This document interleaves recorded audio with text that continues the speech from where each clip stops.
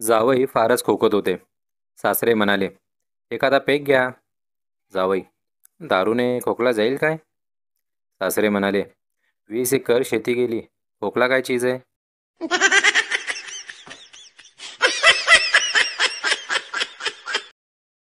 म्हण्या, जरा उंदीर मारण्याचे औषध देता का? मेडिकलवाला, घरी घेऊन जाणार आहे का? म्हण्या, नाही, इथंच खातो आणि घरी गेल्यावर उंदराचा मुका घेतो.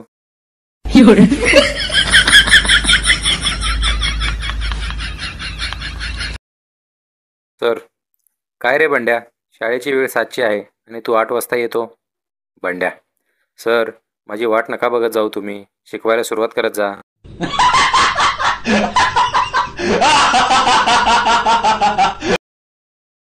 सासरवाडीला गेल्यावर सासरचे लोक नेहमी म्हणतात, जावाई बापू सांभाळून घ्या. पण नेमकं सांभाळायचं कोणाला? बायकोला की बायकोपासून स्वतःला? No, no, no, no.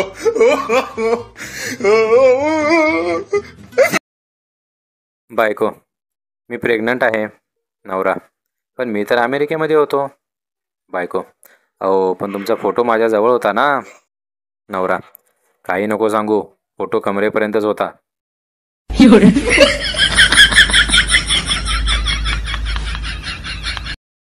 बायको, माझं लग्न जर एखाद्या राक्षसाशी झालं असतं ना, तर मी आयुष्याला एवढी कंटाळली नसते जेवढी तुझ्याबरोबर कंटाळले.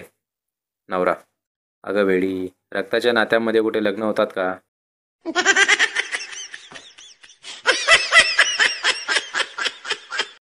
मुलींचा मेंदू खरंच गुडघ्याताचा असतो राव.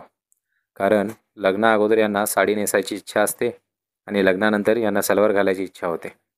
काय बोलायचं आता?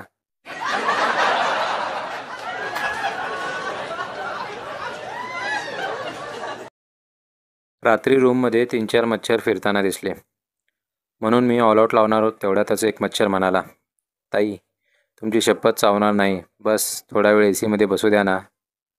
गरमीचा कर.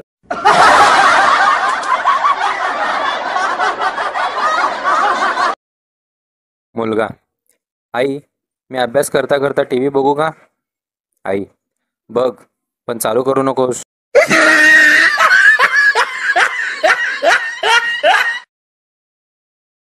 कर्मचारी बॉसला फोन करतो, खूप पाऊस आहे, काय करू?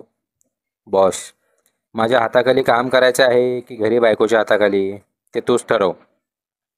कर्मचारी, ओके बॉस, कामावरच येतो.